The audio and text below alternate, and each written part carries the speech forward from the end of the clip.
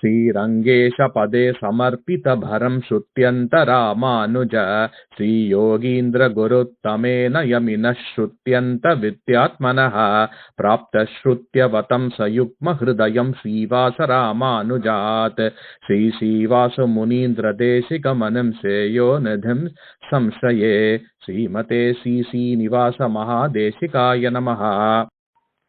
नारायणाख्ययतिराब्जपदाब्ज भृङ्ग श्रीवासयोगी गुरुणार्पितपारमीशे भक्त्यादिपूर्णवरदार्य कृपात सिंहं श्रीनिवासमुनिवर्यमहं प्रपद्ये श्रीमते श्रीनिवास महादेशिकाय नमः।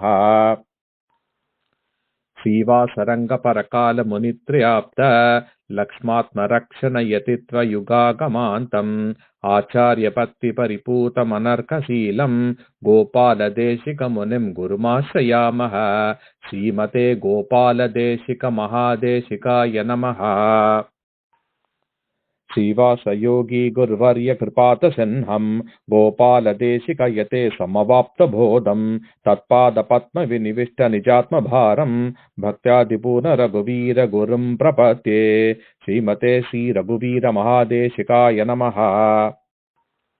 श्रीवासयोगी यतिवर्य कृपात सिंहं गोपालसूरी मुनिवर्य कृपात बोधं श्रीनारसिंह गुरुवर्य कृपात मंत्रं श्रीवास गोपमुनिवर्यमहं प्रपद्ये श्रीमते श्रीनिवास गोपाल महादेशिकाय नमः।